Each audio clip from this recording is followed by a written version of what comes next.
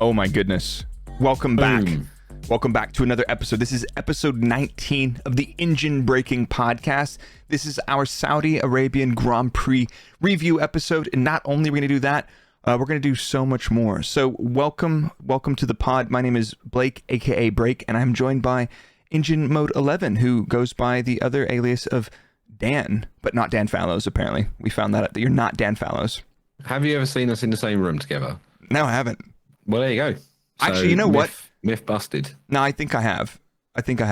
You probably were walking through the corridor in Building 1, and Dan was in his office, and I made eye contact with your beard. And then Dan also made eye contact with your beard and me simultaneously. And it was like a Dan sandwich for a minute. Yeah, probably. You know, if you look in deeply into this beard, you might find some of Adrian Newey's old notebooks. Yeah, or the dead one squirrel. One of his old drawing tables in there or something. I don't know. Oh my goodness. It's just occurred to me though, right? If you're listening to this now in your car or whatever, and the show title isn't Lawrence of Arabia, then we have failed as a podcast. Really? Yeah, Lawrence Stroll of Arabia. Oh my God. We could get away with that. Could we? Yeah. Okay. Banging film, by the way. I've never seen it. Oh, it's so long, but it's a proper classic. Well, speaking of long films, we started Lord of the Rings, Return of the King, extended version. It's 4.5 hours long. So yeah, the that's other like a Christmas tradition. Me and my wife do. We work our way through them. Yeah. We do Christmas. We do Harry Potter's around Thanksgiving into Christmas time, and then I was like, let's do the Lord of the Rings. So we've been grinding them, and we're all the way to Return of the King. But so I don't know if you've ever done this. You know, on Amazon you can rent a film, and it lasts for 2 days after you start watching it. Yeah. Well, so the second one, The Two Towers. How many times did you rent it? We had to rent it 2 times because it was the extended edition, and we're watching it over, evenings and stuff. But yeah, Return of the King, they made a film about Fernando Alonso, says somebody in the Twitch chat. Yeah, exactly. Miss you, big man. Exactly. That's Fernando Alonso's film versus Lawrence Stroll of Arabia. So why don't we get into the episode? So if you're wondering, if you're new to the podcast, welcome. We used to work in Formula One as engineers in various disciplines, and over our cumulative, about 15, 16 years in the industry, we are here to give you a podcast which is fueled completely on vibes. We'll get some facts and some anecdotes and some great stories in there, but for the most part, this is not a podcast. This is a fraudcast. All right. Yeah, it's like looking for diamonds. You have to shovel away through a lot of shit, and eventually we'll come out with something that's really good. So this is episode 19, and we might find something good. So welcome in. So here's what you guys can expect from this episode. I'll give you a little bit of a teaser to get your appetites going, and we'll keep you all the way to the end of the podcast. We're going to tell you what's going on in the world of Formula One. Some news that doesn't really relate to this weekend, but there's a lot of stuff going on. Things are always changing. There's drama, there's chaos, and there's the FIA. The FIA are on another one this weekend. But then we will obviously go through our 2023 Saudi Arabian Grand Prix review. We'll talk you through practice and qualifying, and then all the drama for the race. And then we'll also detailed explain all of the FIA's continued, let's call it, incompetence and the aftermath. Shenanigans. Shenaniganry, yeah. If anybody says shenanigans one more time. No, I'm just kidding. We also made some predictions before the event. And who's going to win, Data or Vibes? And if you're watching this in the live stream on twitch.tv/Brrrake, who's going to win, Data or Vibes? I'm telling you now, it's Vibes. All right. You spoiled that one. All right, we'll skip that later. Everybody's saying Vibes. All right. And then so tell everybody about Random Fandom and why we're doing that, which is another segment we've been doing for a couple weeks. You want to know about Random Fandom? Listen, I'll tell you all about Random Fandom.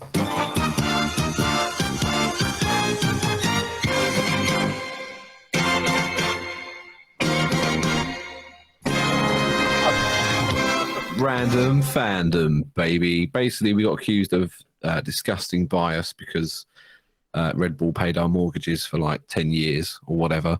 And I wanted to show everyone that we could hate every team equally. So we randomly pick a team to represent for each race. And we just do like a little book report on them. Yeah. I had Aston Martin for this weekend for Jeddah, which is, pretty simple, let's be honest. And then you got Ferrari, didn't you? I had Mercedes.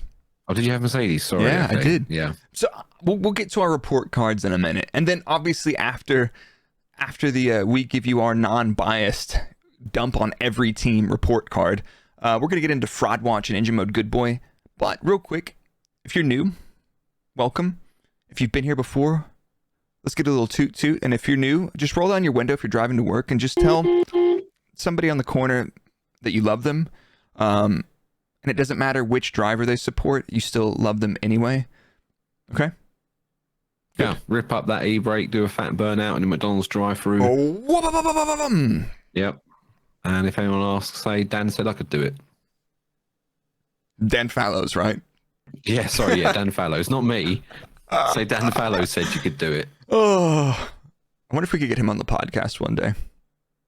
Did he not comment on one of your videos on YouTube once? Yeah, he did. Yeah, he did, yeah. There you go. This is all I exist for on this podcast, right? Is to big you up.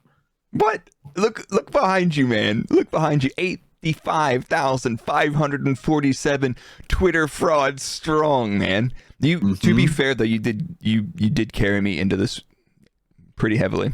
Oh God, I would you're admit blaming me for getting you into content creation. No, you're not getting me into it, but carrying me into the world of Formula One Twitter frauddom. Yeah, and I appreciate you, bro. When you're at the job centre begging for money in a couple of months' time, it'll all be my fault. Yeah, first part of the year you were at 69K. Yeah, we're flying. But anyway, why don't we? We digress. We digress. Why don't we get into the news? The tea. What we got? Tea. Austria managed to secure themselves the bag and got themselves a 4-year extension. After this year, this year was going to be the last year at Austria. But they've managed to get themselves a new deal, and they're going to be there until the end of 2027.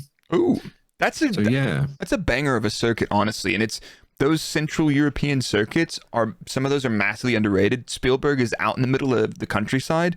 The air is fresh. It's great. People are nice. Food is awesome. Beer is cold. Beautiful views. Yeah, stunning, and is one of the rare tracks where you can get a GA ticket.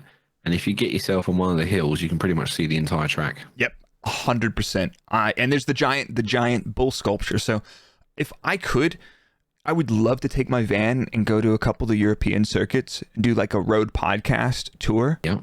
And maybe that'll happen one year. I don't know. The engine braking podcast on tour. Mm-hmm.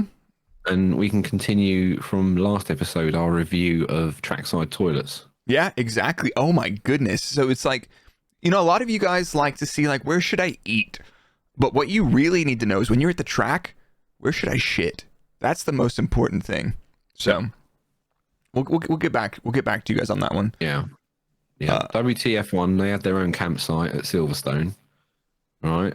Yeah. We're gonna have our own holding pen for everyone that gets arrested at Austria. Love that. Some nerd with a beard says at Monza you're better off shitting in the woods than in the toilets there. Yeah, exactly. But like enough toilet talk. Let's get on to it. What else we got? You have to have a token to shit at Monza. Do you?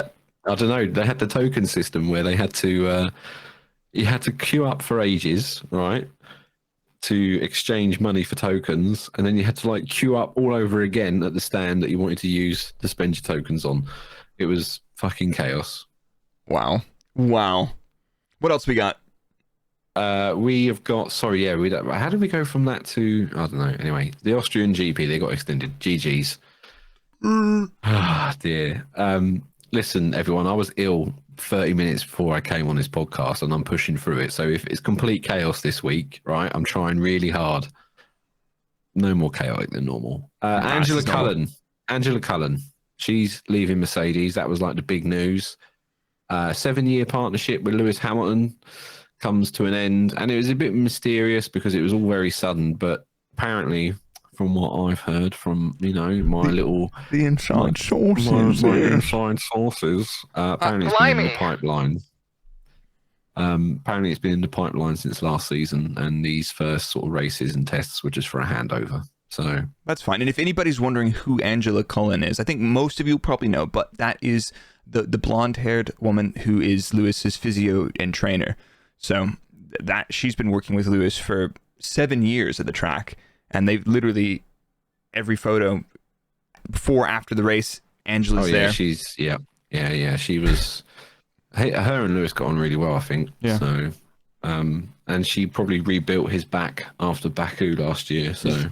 But yeah, so there's everybody's turning that into some kind of drama. Maybe Lewis got rid of her, or she wanted to move on and do something else. But like, to be fair, put that in perspective. A lot of the physios and trainers move around throughout the paddock, like depending on the team, the driver. A lot of them stick with their driver, but some of them change every now and then. For example, Gasly's long-term physio Pure, who's a guy who's also from Hinsa, who is the same company that Angela is employed by or contracted to. He's now working with De Vries, he's basically stayed at AlphaTauri, yeah. So that's interesting. But like at the same time, Pure worked with Kvyat when I was working on Kvyat's car. So that's the same. It's not exactly the same as race engineers, but sometimes they move with the driver, sometimes they stay with the team, and it really just depends on the arrangement. But the company that she works for does have a lot of the coaches and physios for a lot of the drivers, not only in Formula 1, they do other GP2, or F2, F3, Formula E, and everything. So it's a big one. So I asked her if she wanted to come join us. She texted me back saying, "Who are you? Delete this number." So there you go. No. But the standard response I get from everyone in the paddock. Yeah, I get that too. It's like, don't ever call me again. I'm like, okay, fine. Sorry, Adrian. Just wanted to ask if you wanted to come on a podcast. He's like, what's a podcast? Yeah. He would come on the podcast, but sadly it'd be a handwritten note, and we'd have to put it through something that would automatically read it out, feed it into a machine. So yeah. We're gonna rip into the FIA literally the whole podcast, but this has got to be the most inane shit. What have they done? Oh, fuck's sake! Right, the FIA, the fun sponges, the fun police, the you will not wear jewelry, have now gone to you will not ride a bike on the track walk. So basically, on a Thursday evening, drivers and their engineers, they'll do themselves a little stroll around the track. I believe you used to do this, didn't you? Yeah. So explain, what is the purpose of this track walk? So basically, Thursday track walks, what they should be is the engineer and drivers and the driver's coach. You're going around the track and you're looking like, right, this curb's a little bit different here, right, mate? Here's the apex. Really what the track walks are is a time where the engineers and drivers are away from everybody else. They're away from media. They're away from meetings, and they get to talk about what they want to have for dinner. That is literally what track walks were. Obviously, that you'll go through a spiel and talk about the track and anything that you haven't talked about in meetings. But realistically, the track walks are time for you and the engineers to get out and see the track and have a chat outside of the office. And a little bit more. It's a little bit more relaxed. Like, think about the drivers are in the mix all weekend. You've got your press officer. You've got media, this, that, meetings. Your whole weekend is literally just bing, bang, bong, answering questions, talking to people. And this is just like, right, I'm going to go out with my mates and we're going to go for a quick walk. We're going to talk about the track, talk about the weekend, and any stuff that you don't want to say in the office, you can say to your driver on the track walk. And some of the tracks are long and they take a very long time to walk. And as I just mentioned, drivers are busy and they're running all around all over the place, getting this meeting, that meeting. So sometimes it's very, very useful to take a bicycle because it saves time. Yeah. It makes sense. And I don't think we've had any incidents with bicycles on Thursdays. I've not been there in a while, but I haven't heard of any. But no, me neither. The FIA decided Thursdays only. So Thursdays, there's a time on the calendar between the safety car running laps. There's a period which says track walk. And that during that time, you can't run bikes. So if you want to do a track walk on Wednesday, if the drivers are there, you can ride bikes on a Wednesday. If you want to do it on a Friday after your session, you can ride bikes on that. But that was one of the things, like, I used to go ride bikes Thursday night, Saturday night after work. That was my mental health therapy, is getting out and riding a bicycle. So something's weird there, and we're not too sure what they're doing. But what's ironic about another reason they shut down the track during the normal track walk on Thursday at Jeddah? Oh, for Christ's sake. So, yeah, they decided to shut part of the track down, and Hulkenberg mentioned this, and I think he was a little bit confused as to what was going on. But will.i.am apparently was shooting a music video at various points around the track throughout the evening, accompanied by a stationary F1 show car, which meant that parts of the track, they couldn't be done because it was a film set. So, yeah, great. Good job. Good job, everyone. Let's do a music video so you can't do it. Just in the background, will.i.am. Oh my god. Oh my god. But anyway. So yeah, no bicycles on Thursdays. Clever solution. Go on. Oh, okay. A clever solution, right? It says, I've read about it, yeah, and it says you're not allowed to take two-wheeled, bicycles, scooters, right? Tricycle, bro. No, they didn't mention anything about tracked vehicles. So what I think we should do is we should reach out to all those Ukrainian farmers that stole all those Russian tanks at the start of that Ukrainian conflict, right? And just see if we can borrow, see if we can borrow some T-72s and just sort of, roll out. And then during the Friday practice, there may be some issues with the surface of the track afterwards, but yeah. I mean, I'm pretty sure the Miami circuit's made out of like cheese or something, so that would just muller that whole thing up, and you'd have like a rally course section. It would improve it. Let's be honest. To be fair, but anyway, speaking of tanks and Russian conflicts and God knows what else in the world of politics, Haas have managed to get themselves in a bit of a sticky situation. Oh no.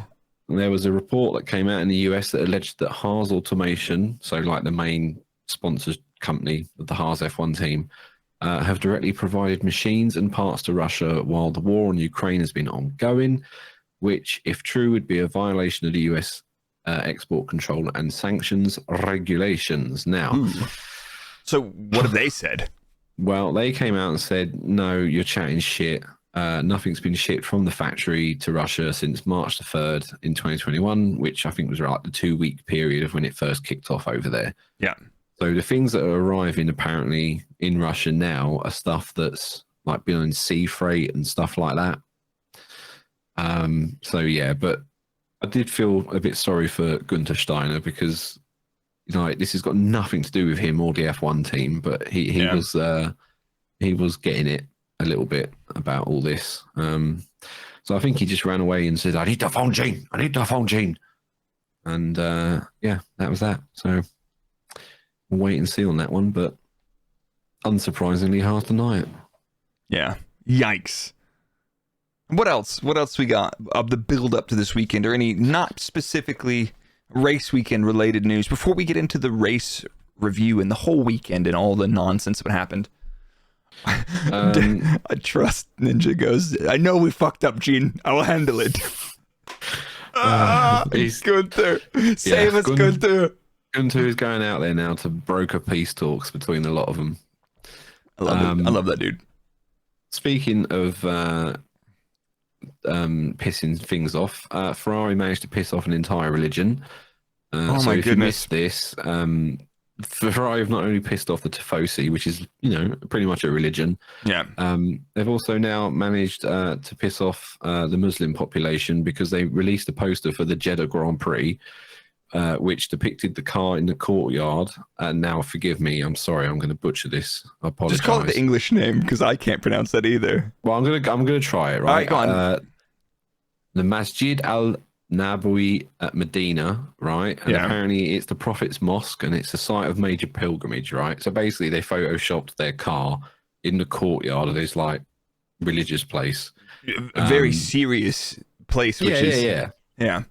And it got deleted basically after a lot of backlash for being distasteful and disrespectful. But the best part of it, right? It wasn't even in Jeddah, this place that they photoshopped the car in. What? So it basically pissed off all those people, and it wasn't even in the right place. So yeah. So it was not only inappropriate, but it was like contextually incorrect. Yeah. I mean, but like to be great job. That's an absolute fuck up and a lot of ignorance. That being said, have you seen Alfa Romeo's posters that they've been doing before the races are so cool. And if you haven't seen them, check out Alfa Romeo's Instagram. Shout out Alfa Romeo Instagram. Their pre-event posters for the races are super cool, and not disrespectful. So, without that they won't you won't do that mistake twice. But why don't we get on to the review of the Jeddah Grand Prix weekend? And we're going to get to the meat of the weekend pretty quickly. I'll just run you through the build-up. And Dan, if you've got anything to add. We will be the meat to your potatoes. So, the build-up. Free practice before the weekend. Leclerc's got a third set of an ES and control unit. So, he's taking a 10-place grid penalty. That is, boom, in stone. A couple people changed gearboxes, some other stuff there within allowance. Initially in free practice 1, Red Bull were stonks ahead of everybody else. It was absolutely insane. Red Bull was basically a second or half a second clear of Aston, and then Aston was a couple tenths back to Mercedes, and there was a gaggle of cars, and then Alfa Romeo off the back, right? FP2, everybody gets a reasonable lap in, and the order looks something like Red Bull, Aston, then Alpine and Merc are close, and then the Ferrari are even behind Haas. But people are like, hold up. Yo, hold up. Ferrari be sandbagging. And I'm like,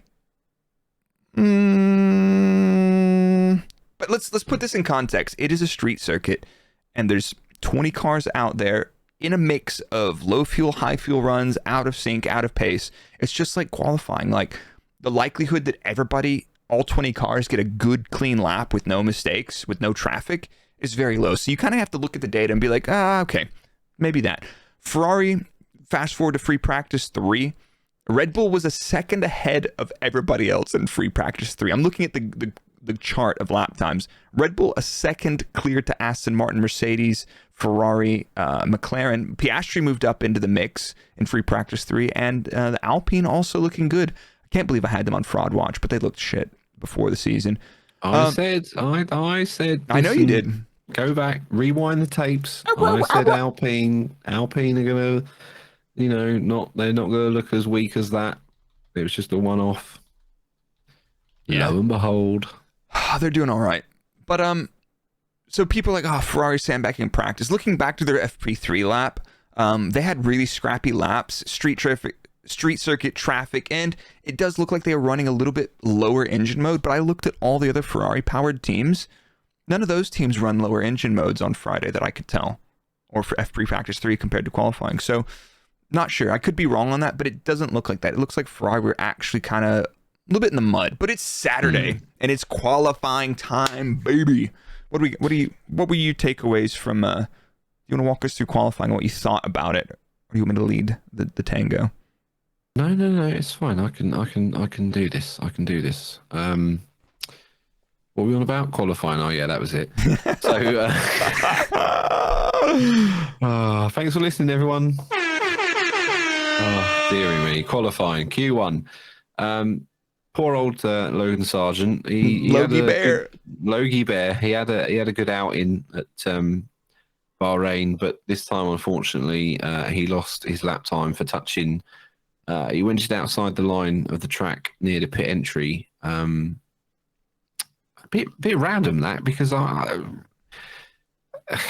mean, you can cut a little bit off the track there and save some time, but that's one of those things before the weekend in the drivers meeting. They say, right, drivers, this is off limits. Don't do this. You will lose the lap time. And the drivers opening his lap, trying to make a shortest line possible, or just not paying attention because there's nothing else going on. And he's setting up to start that lap or close the lap. And he crossed over that little pink bit in between the track and the pit entry around the wall. So be it. But he seemed pretty flustered after that and just couldn't get a lap together in Q1. Unlucky, man. No, yeah, and I always go a bit lenient on the rookies in their first season because, it's their first season, isn't it? So I'll give him a pass for this one. Yeah. It was a bit of a messy qualifying, but it's only his second, so.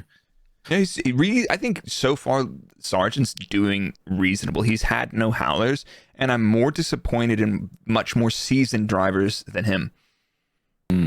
Florida man, yeah, exactly. Sorry about that. Florida man has messy qualifying. More at 10. More at 10. Now, I actually missed this part, but Lando managed to hit the inside wall on his qualifying lap, and did he break a track rod, I believe? Yeah.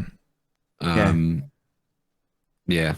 The mechanics were like, the mechanics were literally had the whole brake drum assembly apart trying to swap out that track rod. And it's one of those things you're like, there was like something like 8 minutes left in qualifying. And you know for a fact you cannot change a track rod in 8 minutes. But if there's a red flag or anything else, you can keep working on the car through the red flag. So they were like, let's send it, and there's 1 minute left and they're still bolting away. And it's like, okay, fine at that point. But people are clowning on that. I'm like, no, that makes perfect sense. And there's a lot of teams that don't have that kind of mentality and they lose out as a result of that. And that's a little bit of foreshadowing to later, unfortunately. But we'll have to come back to that. Yeah. Plenty of practice this weekend for McLaren swapping parts out. Yeah. To be fair, Red Bull did that. Red Bull did a track rod on the grid at Budapest the other year. Yeah. That was pretty rapid. I don't think it was less than 8 minutes, but yeah. Yeah. And both AlphaTauris got knocked out. I'm not overly surprised about that. I think they're a little bit, down there this year. But you know why they're so slow? Oh, Christ. I know exactly where you're going with this. Right, everyone get your tinfoil hats out. Right, I need to get a tinfoil hat made for this. But AlphaTauri are so slow because they've given Red Bull all their wind tunnel time. I heard that from some experts on Twitter. And Dan, can you explain to them how absolutely asinine, how stupid that is, and why that's not actually possible to do? And this is not to be, it is to be a dick. You guys are idiots, some of you guys. So Dan, please explain why you can't do that. Right. Okay. So, and I can explain this because I was the one that designed the systems. Right. Humble brag. That separated all this. So basically, you have a wind tunnel, right? And it used to be Red Bull's wind tunnel, and then they literally built a fucking wall right down the middle of it. And now AlphaTauri sit in one side, and Red Bull sit in the other side. Red Bull staff aren't allowed in any of the buildings when AlphaTauri are on site. Neither are vice versa. All completely separate systems, all completely different networks. Nothing is like connected or shared, basically. So, and it's just not possible. The only way you could do it is if an AlphaTauri engineer and a Red Bull engineer met up in a car park and said, "Hey, this idea, yada yada yada." But aero doesn't work like that. You can't just come out with a concept and sort of explain it in the car park, right? Because if you could, we'd all be fucking aero engineers. So they found that secured flash drive in RAID and handed that one off, right? And then, exactly. if you extract from the car park and it's still found in RAID, you can use that to upgrade your car. And if you got the Escape from Tarkov reference, you get bonus points. And make sure you leave a comment on the podcast. A little for the Tarkov reference. So, even down to the power draw on the building has to be audited and logged against the job and then hours. So, if the FIA, because they look at your energy bills and they look at the power draw. There's systems that monitor the power draw. They monitor when the fans are on, when the belt is on, and they've got cameras in the wind tunnel watching what's on the belt. Yeah, and the power draw for a wind tunnel is significant to the point of where there was a stage where every time Red Bull turned every time they turned their wind tunnel on, right, on the same industrial estate was one of those indoor skydiving centers. Oh no. They had to coordinate which one of them was going to be on, because if they were both on at the same time, they would drop the entire block power and they'd have to get someone to go to the substation and reinstate the power and everything. Oh my god. So, but yeah, it's long story short, it's very difficult, if not impossible, to do such a thing. Well, we do have the FIA monitoring that, and we'll get back to the FIA. I'm not saying this is a conspiracy theory. It's not possible. But anyway, qualifying 2 happens. That whole detour was AlphaTauri getting knocked out because they're really disappointing this season, unfortunately. But these things happen. Did we not also have Franz Tost basically say, I don't trust any of my engineers. I don't know what the fuck's going on with the car. What is wrong with him? Like, imagine that he's the same guy that says, I'm working in the factory on Christmas because I have stuff to do. And then he's like, I don't know what my engineers are doing. I have no idea. I don't trust them. They've made a bad car. It's like, dude, this is a you problem. This is like you are the person who's in charge of that. Don't. Yeah, that's the weirdest response. But anyway, he's gone to the Helmut Marko school of morale building. Yeah, well, Helmut Marko's about to Helmut Marko him. You know what I'm saying? Yeah. I reckon. Franz Tost has had enough. He is taking no more shit from anyone. He is getting in his, I don't know, what, Honda Civic, whatever they're sponsored by, and he is driving around in, I've forgotten where AlphaTauri based now. Not Maranello, that's Ferrari. Why have I forgotten where AlphaTauri's based? I've just lost it too. Let me know when you come back with it. Let's get on to Q2. Faenza, of course. Faenza, sorry. He's driving around Faenza in his little Honda Civic, and he's just fucking engineers. Don't trust any of them. Fuck's sake. Oh my God. But anyway, Q2. Yeah. Verstappen, drive shaft failure and does not set a representative time. And our man, Oscar Piastri, moves through to Q3. And let's... Big up Piastri. Yeah, Q2, fine. Any shockers? I don't think so. Qualifying 3 was just weird. It was just like a couple people didn't set their best lap on their final run. Alonso in Q2, Q3 had a spin on his out lap or his prep lap. I'm like, what? When does Alonso do that? Like, Alonso doesn't really goof up that much. Well, is there any better way to warm up your tires than spinning them out? Oh, who knows? No, that's a really bad way to do it because you offline and it's dirty. Maybe that was at the end of Q1, but in Q3, the Ferraris finally showed up. Leclerc is P2 just behind Sergio, and he does a pretty reasonable lap. That being said, did you know Checo's Q3 lap was only about 2/10 ahead of Verstappen's FP3 lap? Hot track. Looking through qualifying. I did not know that. So looking from P3 to qualifying, most drivers found about half a second. So coulda, shoulda, woulda, but I reckon Verstappen, if he'd been in the mix, would have he would have been up there. Clearly. I did know that Verstappen's Q1 lap would have been good enough for P4 at the end of Q3. That's wacky. But he did go out in qualifying one pretty hard. But he'd been going out hard in every session.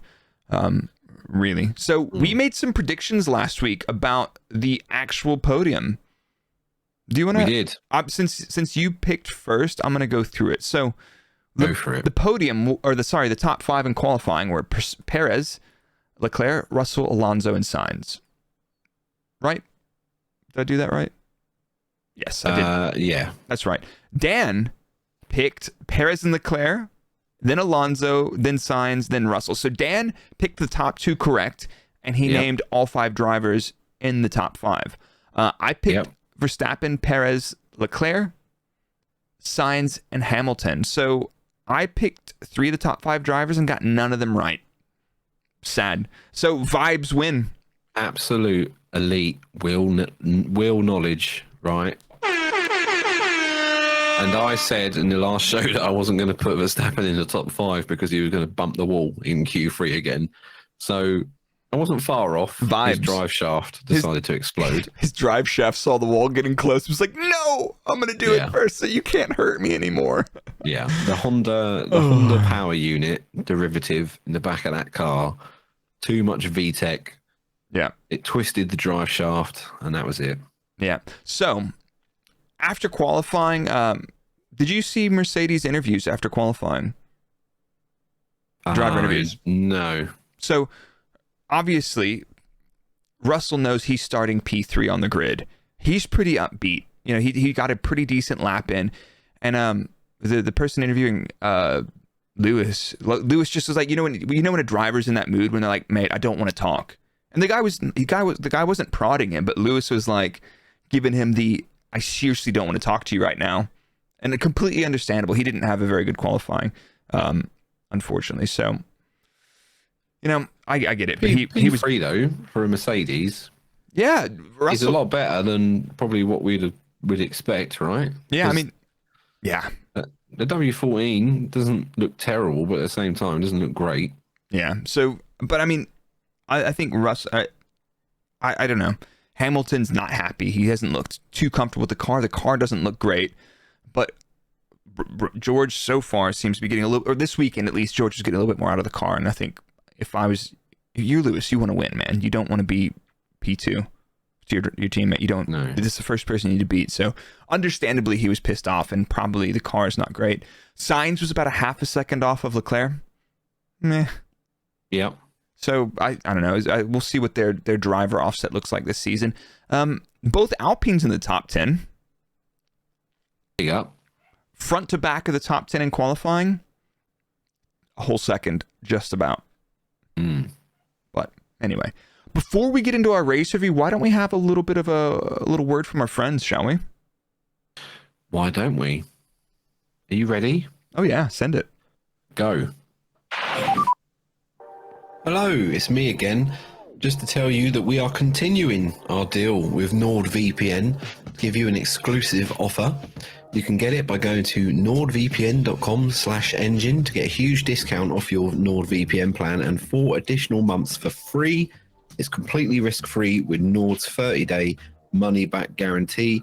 They have a super simple app that you can use on your phone, your tablet, your PC, and it's something that I've used myself for years, and I've been completely happy with it the entire time. And it's just in time to get around that potential geographical restrictions for F1 TV.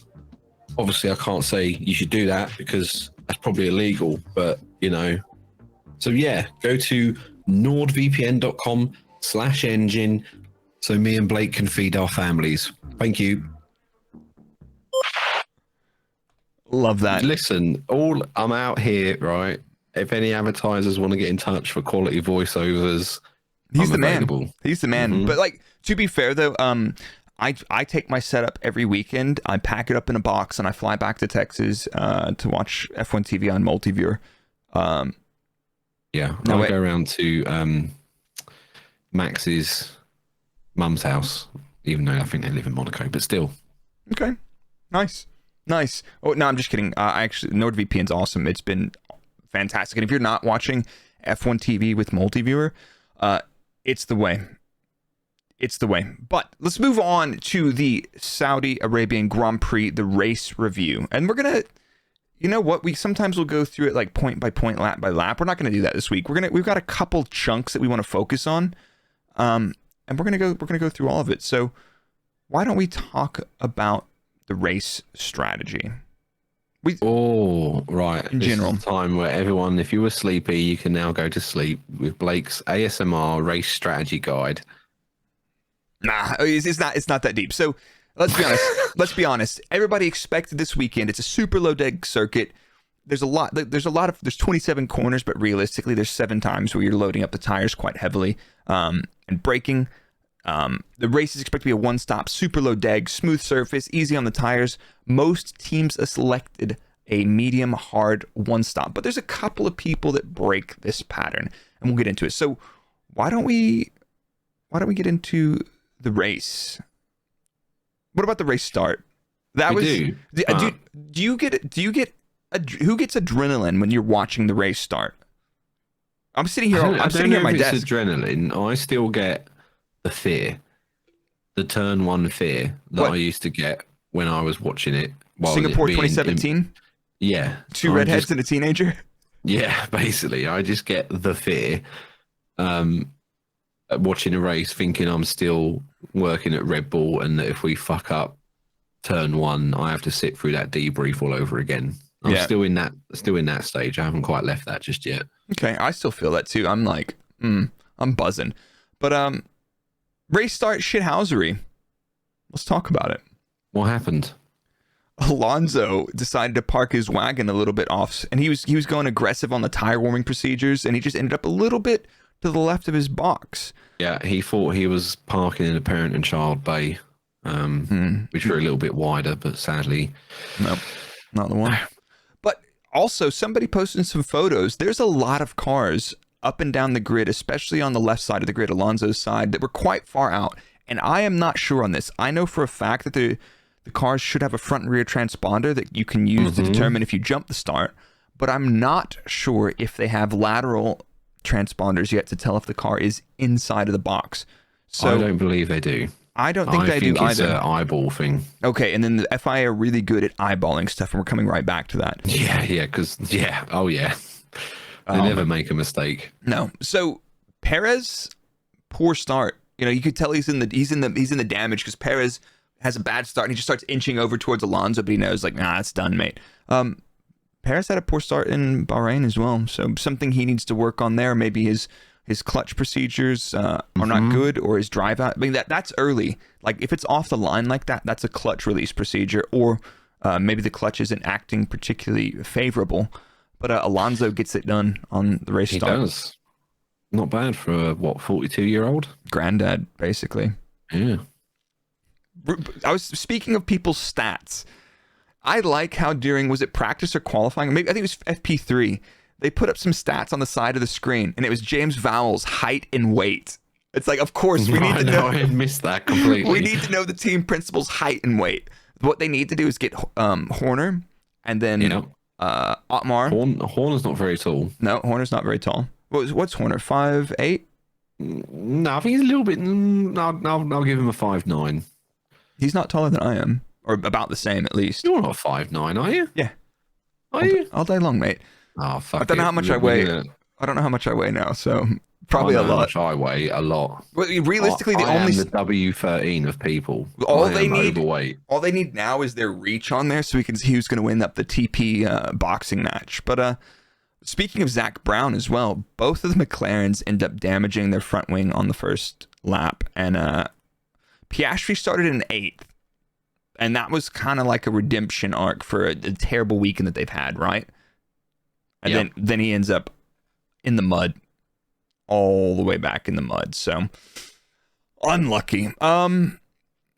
Race start as well. Leclerc starts 12th, but he makes up 3 positions on the first lap. And he's also the only driver other than Norris to start on the soft tire. So Leclerc's strategy was, right, we need to put the sticky stuff on at the beginning. We can chop through. We can make up the gap. We should have a pace advantage to everybody in front of us, except for maybe the Red Bulls is probably what they're thinking. So forget it. I thoroughly enjoyed this decision to stick Norris and Charles on the soft tyre, even after Pirelli came out and announced on Saturday night. They were like, look, medium and hard tyres are good. We don't have much graining on those, but the softs, we're really struggling with graining. Stick them on, mate. Let's go. And then they just thought, hey, you know what would be really good? If we stick a fully fuel-loaded car on the softs at a race start, there'd be absolutely no problem with that whatsoever. And just chewing gum on the surface, mate. Christ. So instead of going through every lap of the race, we're gonna pick up a couple of threads and we're gonna dig into them. And I think, why don't we let's start with the front. Let's start with the Red Bulls. The Red Bullies. Yeah, the Red Bullies. I mean, it was like watching someone driving F1 2022 with like 10% AI on.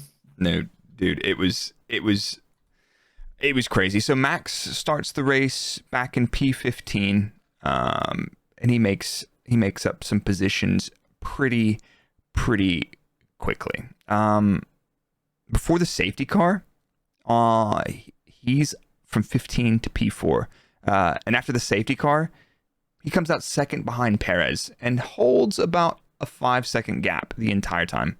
And they were just cruising there. And we're thinking, I don't know what you're thinking. I was like, is Max pushing like fuck or not? Because he also, towards the end of the race, was like, GP, there's a weird sound. And he's, he's having, PTSD from the qualifying drive shaft pop out. Yeah.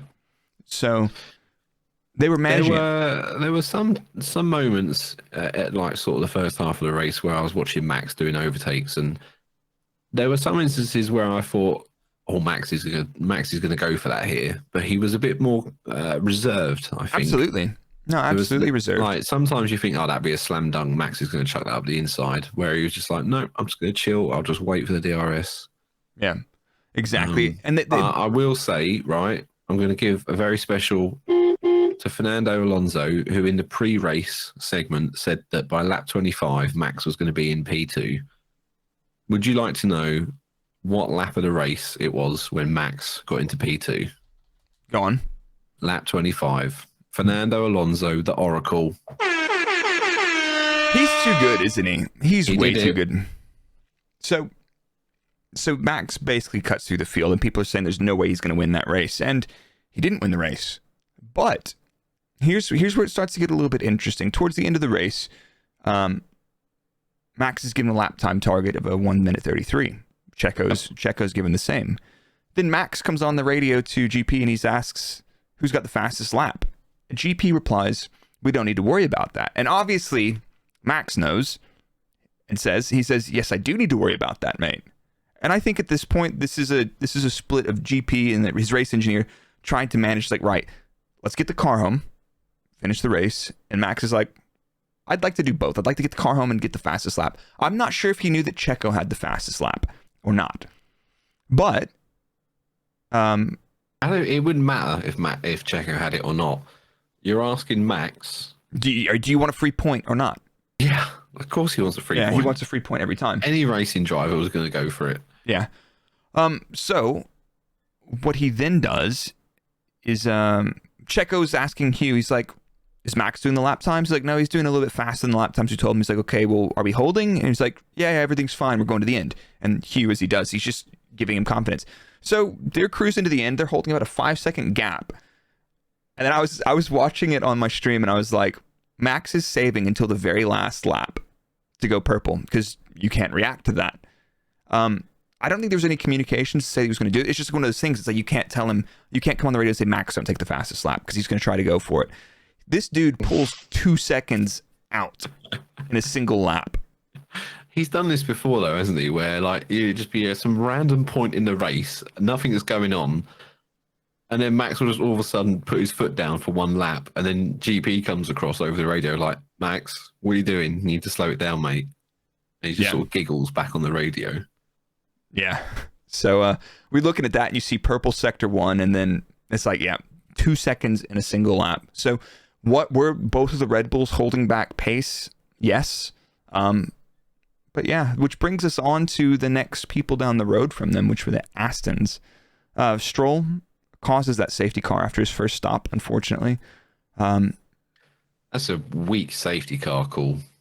That was so stupid. Can we talk about that for a second? Yeah, absolutely. But before we do that, can I just say, I'm on hard watch, ladies and gentlemen. I've been on hard watch, and I noticed that Aston Martin have gone back to their usual trick of scrubbing their hard set of tyres for a lap before the race. So they did prep their tires because the tires had been used for a single lap. But yeah, let's talk about that Stroll safety car. And this is really not on Stroll. Stroll did everything right in that situation. The FIA, what are they doing?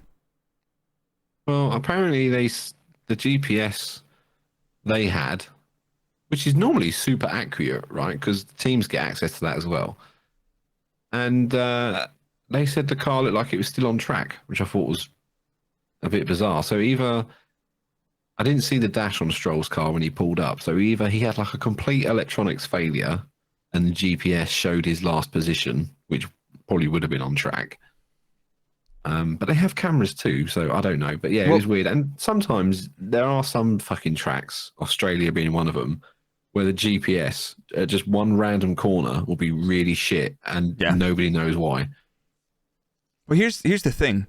I had Stroll's onboard up on my FIA control sender. You know, my multi-viewer powered by F1, multi-view for F1. If you haven't used it for F1, check it out. But I had Stroll's camera up, and I'm sitting here looking at Stroll pull his car into the hole in the wall next to the forklift through the gap in the fence.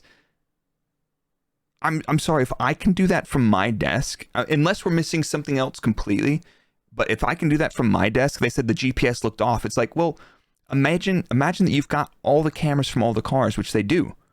That's just like, what are you guys doing? You guys are so lost. And I don't know if there's nobody there that has the confidence to make those decisions because they're just hiring interns to just fill seats in their operations center. But anyway, Normally that would be a virtual safety car because Stroll was completely off the track. He pulled his car into the gap. It was fine. Did the safety car help the race or hurt the race? It certainly helped Max because he got a free pit stop out of it. Yeah, so do you reckon that Max paid Lance to do that thing? No, I'm going to go with what Kent has said in the chat, and that Flavio Briatore has been involved. He went up to race control and pressed the red button because he's still associated with Alonso somehow, isn't he? Ooh, yeah, definitely. So there you go. He gets a cut. Yep. I was going to say something else now. I've completely forgotten. Another top quality podcast from yours truly. That's all right. Well, why don't we? If you remember it, get back to me. But that was it. Sorry. Yeah. What the hell? I tried to go back and watch this, but I didn't get a chance to in the end. What were McLaren doing with Piastri under this safety car? I wasn't paying attention to McLaren at the safety car. They pitted him as the safety car was ending, and I was like, "What are you doing? Like, why are you pitting him now?" That's okay. That's bad. Even do it as soon as the safety car comes out, or don't do it at all. Why are you doing it as it comes in? I don't know. That's chaos. Anyway, there's some more safety car chaos. We're coming to that, but we're not going through this in linear order. We're going to stay on a topic, which we haven't done. Now we're on Aston the whole time. Alonso basically drives the thing home to the end. The gap between him and Checo is about 18 seconds almost at the end of the race, or to Max. So Alonso was not closing the gap to the Red Bulls. So the Red Bulls were managing. There was no shot. So it's kind of like Formula 1 and Formula 1.5 is being led by Alonso right now. So yeah, there's just not like, that was kind of like great. Max gets through with the safety car. He drives through everybody. Alonso goes on to finish on the podium. And then he doesn't. Or does he? Or does he? We're going to play the new game of...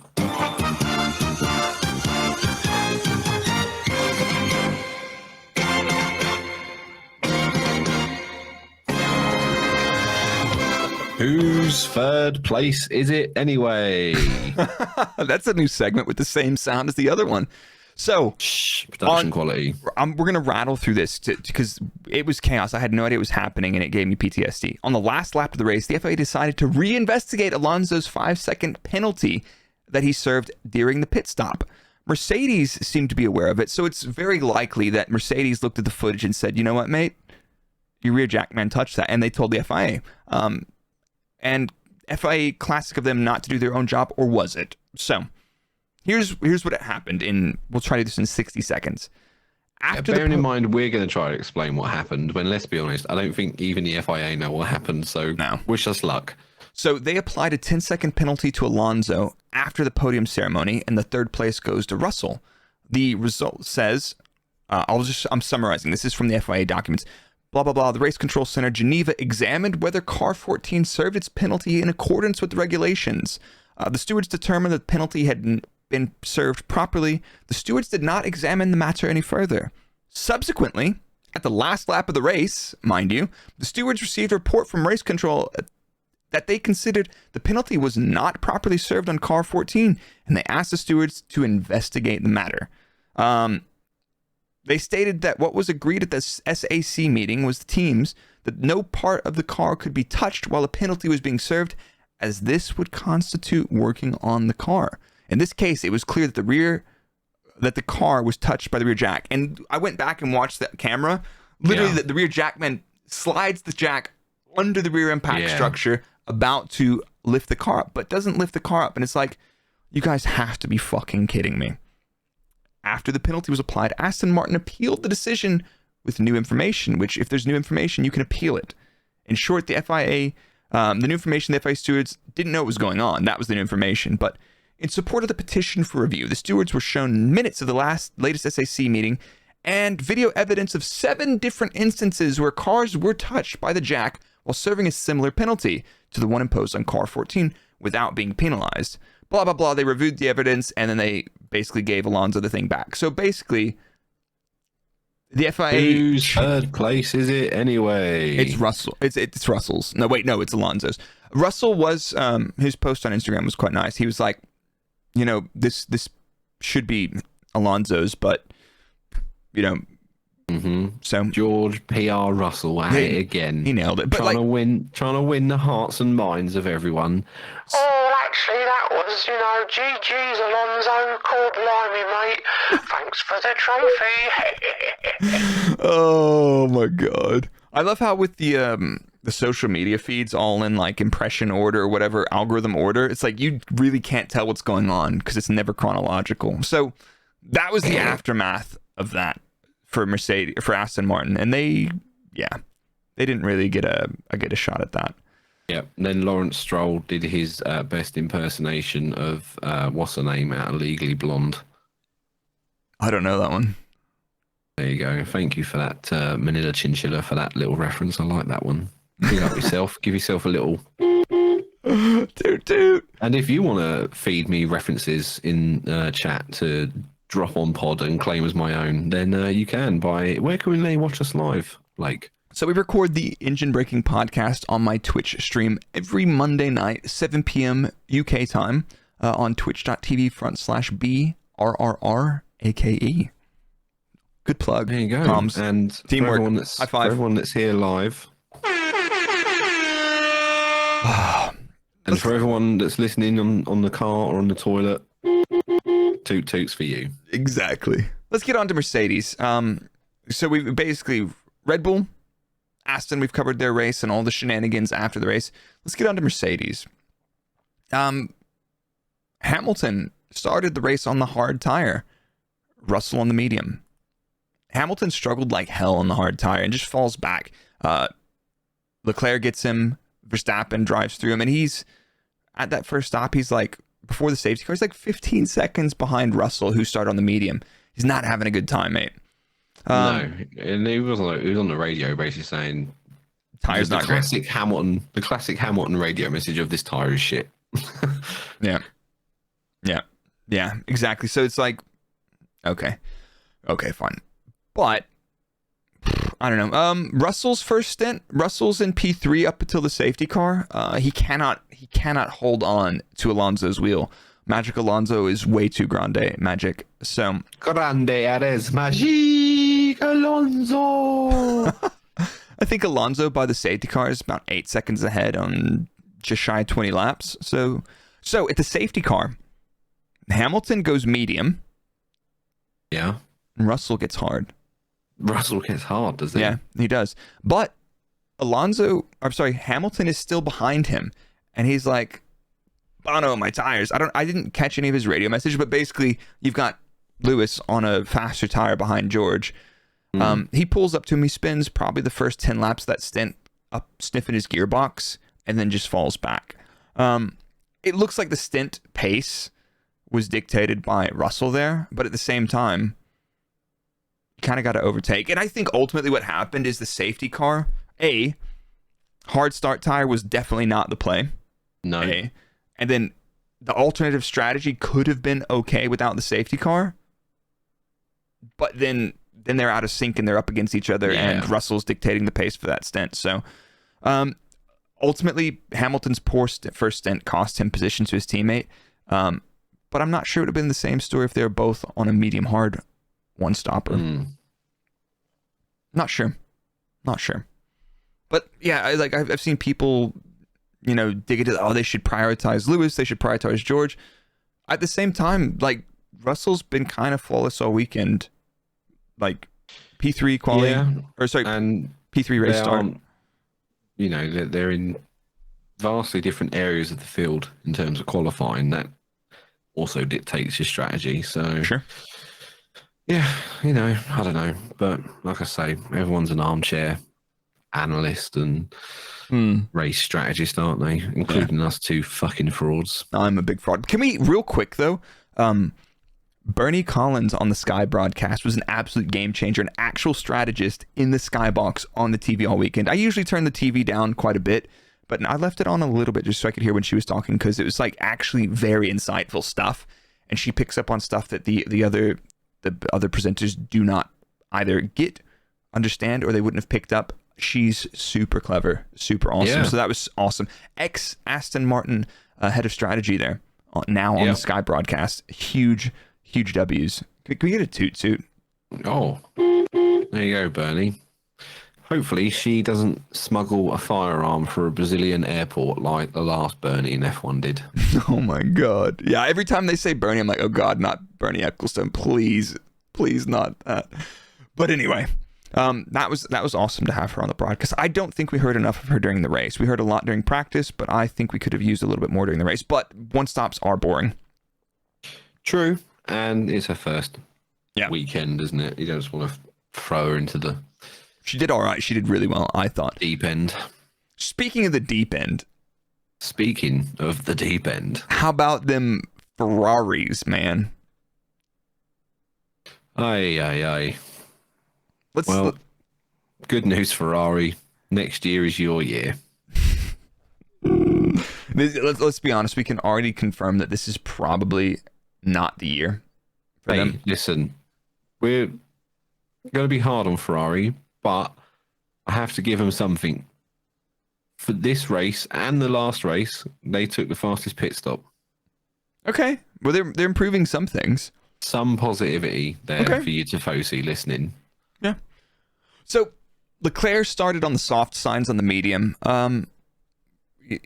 Sainz basically holds on to the back of Russell and then kind of falls back. So from that first stint, both of those are on the mediums. Russell has the upper hand on the Ferrari. Leclerc comes through on the soft, and then there's the pit stop. And I looked at this. Long story short, here's how the pit stops or safety car situation works. During the safety car, you have a lap time delta on your dash, which is programmed by the FIA. So the FIA says during this time of the track, you have to be going, this needs to be your lap time at this point. And it's a relatively slow pace to keep cars safe because something bad has happened. There's a safety car out. In this instance, Lance Stroll was behind the barriers and everything was fine, but never mind. But if there's no obstruction on the main straight, you are using the main straight and you can go full chat between the safety car lines. So one's the pit entry, one's the pit exit. And you should do that by default. But Leclerc is driving, he's warming his tires on that main straight. And he gets mad at his engineer for not telling him that Hamilton was pitting. Also, that lap, he was 2 seconds slower than Sainz, even throughout the rest of the lap. So he was 2 seconds shy of the delta anyway. And then he's cruising down the main straight and Hamilton's pitting. His engineer tells him, push now. Hamilton's pitting. He's like, you have to tell me that. I'm like, dude. You have to tell me that earlier. It's like, yeah, but like at the same time, it's like, you know that people are pitting probably around you. Why would you, like, that is one of the default calls is push between safety car lines. Like, you don't need to be told that every weekend. And maybe that's a procedural thing for them. But yeah, that was sad. So rather than coming ahead of Hamilton, Hamilton ends up getting Sainz. Hamilton cruises off, tucks in behind Russell. Sainz finishes ahead of Leclerc. Ferrari bring it home in 6-7. What the heck is going on?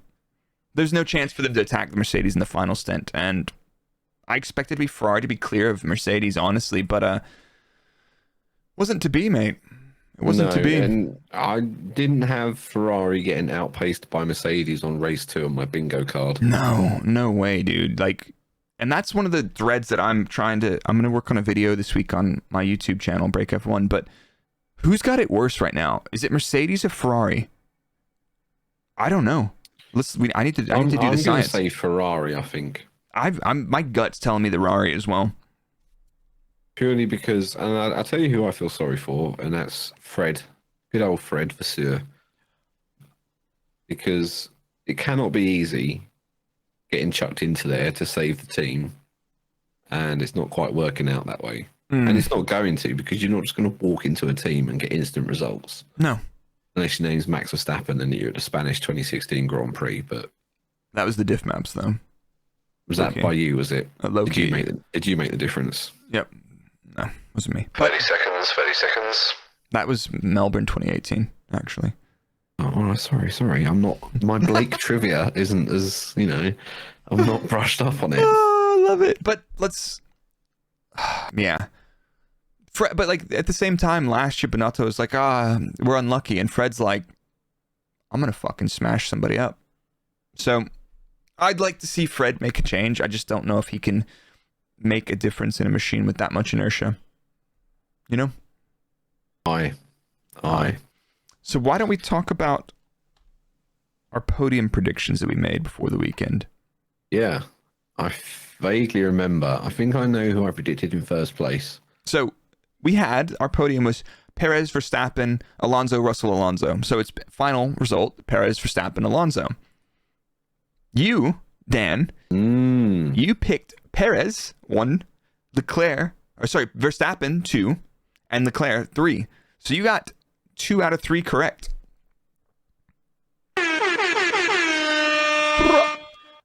I picked Verstappen, Perez, Alonso. So You got third right.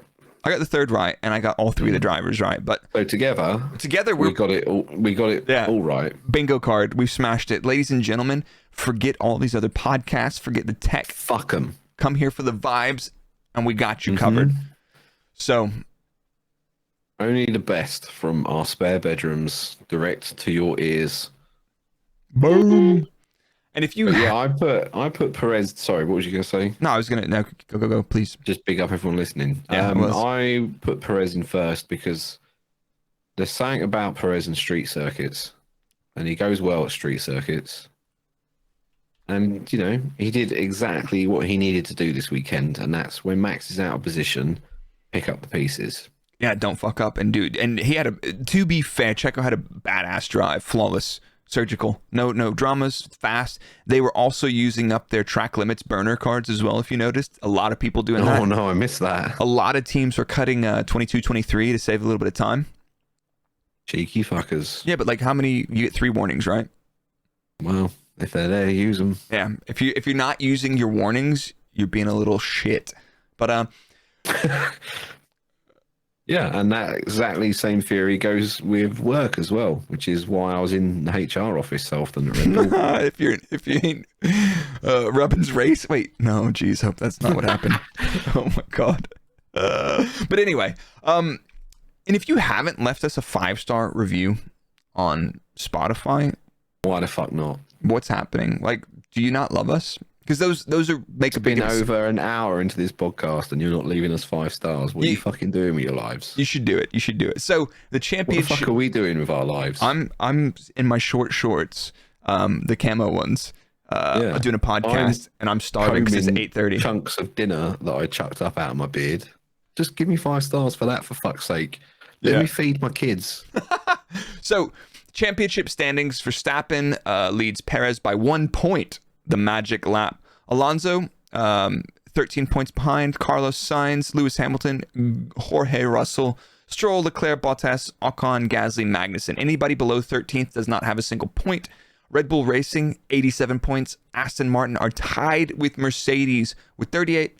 Ferrari, 26. AlphaTauri and McLaren have 0 points. What the actual hell? McLaren. Yeah. Williams have a point. Haas have a point. McLaren, nil point. Is it time for random fandom?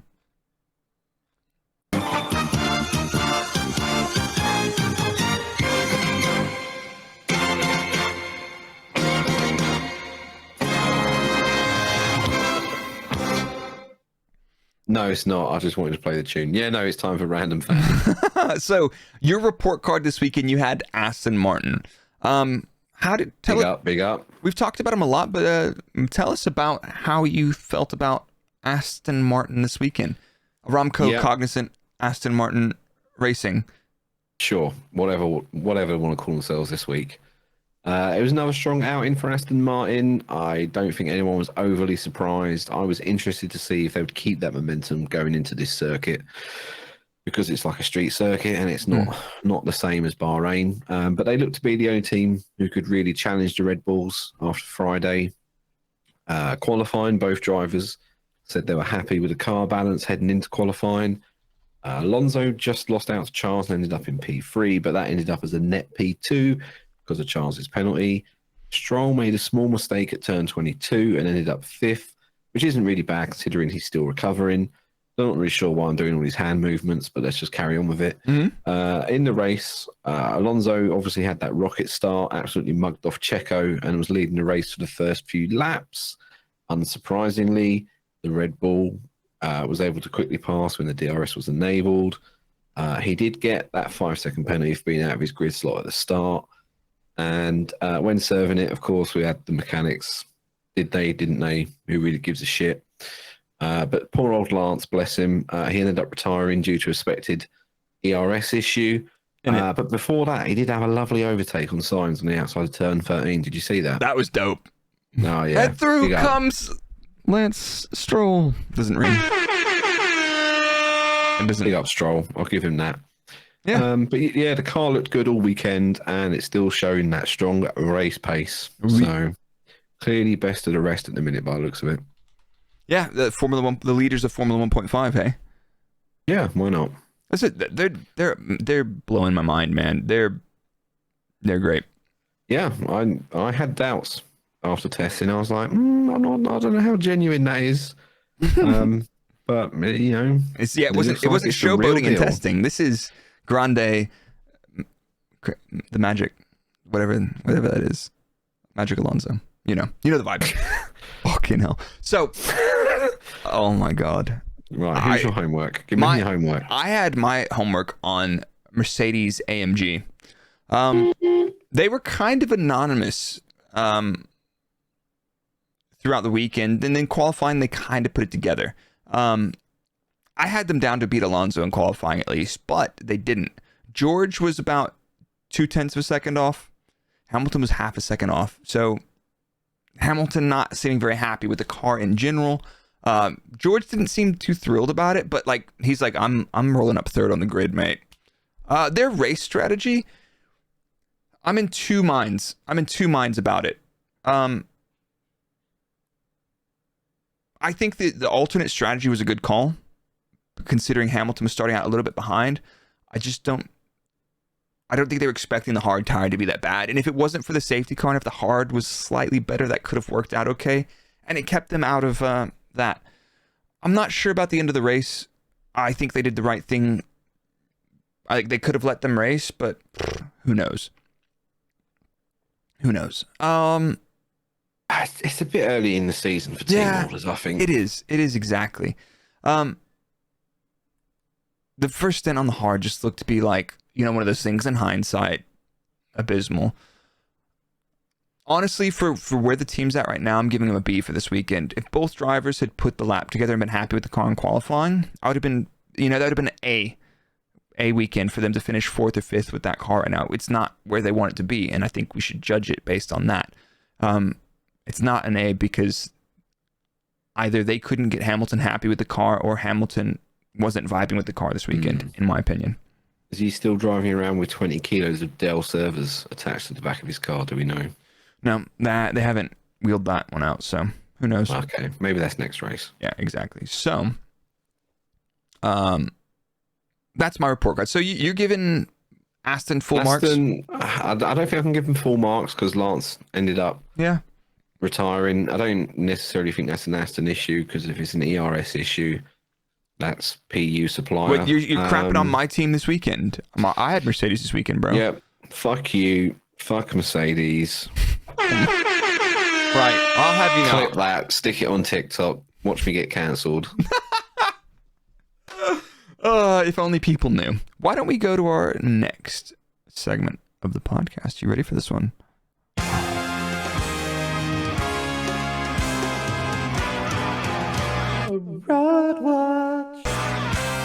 Fraudwatch. Do you want to tell everybody what Fraudwatch is? Fraudwatch is where we get to pick our bad thing of the weekend, whether that's team, driver, racing, governing body, track, your local butcher, the Swedish meatballs that you picked up from your corner shop, whatever. And basically, we put them on what we call Fraudwatch. Ooh. So basically, if you get 3 nominations across the season for Fraudwatch, bang, you're getting slammed up. You're going down straight into the jail of bad things. Oh my goodness. Yikes. So yeah, our bad thing of this weekend Now, I have, in testing and Bahrain, I put McLaren down for both. So they're Two already on, whacks. they're on Oof. 2 out of 3. Oof. However, for this weekend, I'm afraid I'm giving it to Ferrari because although you had the fastest pit stop for the second race running, I have to question what the fuck is going on, where you're arguing over safety car lines and now getting outclassed by Mercedes. You went from being championship favourites at the start of 2022 to getting bossed around by Lawrence Stroll and his son's toy that he bought for him. Oh my God. There's a couple people that fall foul of that. So you got the FIA. McLaren are on 2 ticks from Dan, and Ferrari have got a tick from you this weekend in the naughty books. Correct. Okay. In testing, I gave mine to Alpine. In Bahrain, I gave mine to Ferrari. Because what the actual fuck. But this weekend, I was actually pissed off at the FIA. Remember last year? Last year, there was the safety car line where Sainz was out ahead of Perez at the safety car line. Checo gets ahead of him. And then it takes the FIA the entire safety car period and then the race restarting to be like, you know what, guys? Actually, Sainz was ahead. And this is after Abu Dhabi 2021. The FIA were like, yeah, we need to step it up. We'll sack Massey because he was the problem and all this other stuff. It's like, no, the problem is you guys are, wow. Water. Yeah, mid. Fraudwatch this week, I've got the FIA. So does that mean since I picked Ferrari last week, does that mean Ferrari have 2 ticks? Yeah, I was looking at this and just, I think maybe we should, do like a cumulative. Is that the right term? Yeah. Fuck it. They're on 2 strikes. Yeah, Ferrari, McLaren and Ferrari, you guys. And to be fair, that makes perfect sense. But I think the FIA are going to get a couple. World Fraud Championship, the WFC. Let's go. It's the only fucking championship them two are going to be beefing over this year. Yeah, exactly. So we've got one more segment in the show before we kiss you guys goodnight. So Oh, who's a good boy? I am. I'm a good boy. So this is a fucking funny segment. This is called Engine Mode Good Boy. And this is where basically we gas somebody up from the weekend. You know, somebody that we're happy with. Yeah, we do, yeah. And it's called Engine Mode Good Boy because somebody slandered me on Twitter. Yeah. You know, it's not like we've never let it go or anything. It's funny. They said I was an Engine Mode Good Boy Red Bull apologist. I was like, that's a good name, actually. We're going to take that and we're going to use it for an award. Cheers, mate. So, yeah, this is our good thing of the weekend. That could be anything. So I have given it, in testing, I gave it to Zhou. Bahrain gave it to Alonso. And you know, I'm going to, for this one, I'm going to give it to Tsunoda. Really? I think you went a little bit under the radar. I think he just narrowly missed out on that point, beefing with was it Magnussen for the majority of the race. I just think Tsunoda has matured a lot as a driver. Although, yeah, you know, when he got overtaken, he came across the radio and was like, fuck, or whatever. Yeah, but that's just Yuki, isn't it? Any driver would do that. It's just the FIA and FOM decided to stitch him up by broadcasting that. Yeah. But yeah, no, I think, you know, Yuki, big up. To be fair, Tsunoda... Honourable mention to Stroll for that Alonso, for the Carlos Sainz manoeuvre in turn 13. But no, Tsunoda, I think you're underappreciated. I'm bigging you up. Yeah. But to be fair, Tsunoda up 5 positions. So the only other people, Sargent 20th to 15th on the race on lap 1. Does that make sense? Leclerc up 5. Yep. Tsunoda up 5. But I've got to give mine. This is really kind of, I don't know, this is boring. And I'm glad I had Mercedes this week because I said nice things about Mercedes. But I'm going to give this one to Max. Red Bull bias, cancel it, right? Oh my Thanks God, for they're so 19 biased. episodes, and Max, that's it. Yeah, Max The hasn't been on mask Engine has Mode Good. slipped. Yeah. Max, if you want to send me that $5, cheers, mate. No, seriously though, like, it was one of those. Oh, Max, we can be simulator racing friends. Oh my God. The rest of the bits for my sim rig arrive on Wednesday. I'll share that on the Instagrams later. But no, I think that it was a good drive. He's clearly got it figured out. It's like, this is race 2. It's a long season. The car is a monster, and I've got so much pace in hand. It's just like, let's just get through this. And then I really think that final lap, just smashing it out anonymously, is just like, it's just classic him. And like, that's the kind of, I think Leclerc's awesome, but Leclerc seems like you got to feed him stuff. And Max is like, I'm just fucking taking this. But like, at the same time, you know, last year, was it last year where they're like, we don't think anybody can take the fastest lap? And he's like, okay, but okay. Yeah. And Max just goes, watch me. Yeah. I don't know. It's different. And I think, Yeah, no, it's a good shout. That's a good shout. And I think in a lot of instances that Leclerc's characteristics are going to be more favorable in some times, but this weekend, I'm going to give it to him. But to be fair, Engine Mode Good Boys going to Max. Checo, fucking solid weekend. Kept it clean. Was fast. Won the race. No dramas. But yeah. Proud Max performance engineer moment. Is that you, yeah? Oh, bless him. So, ladies and gentlemen, this is the end of this episode. Our next episode, we're going to do on Monday. Next Monday? Sure, why not? Let's try to keep this Monday momentum. 7 is good. Monday 7 o'clock. Frauds, we like that. Monday 7 o'clock. We'll be live. We record this thing on twitch.tv/Brrrake. It's going to be out on Spotify, on YouTube. And if also, we're going to start posting short form content again this week. So check us out on TikTok. Check us out on Instagram and YouTube. So, yeah, Dan, stay away from sketchy meatballs. I'm going to go get some pork chops in the system. And you guys do me a favor and have a lovely evening. Yeah, big up your local butcher. Big up your local Swedish meatball, meat-based products. Damn! Big up your nans. Big up your toots. Big up your IKEA Swedish meatballs. Yeah. And yeah, you can all fuck off.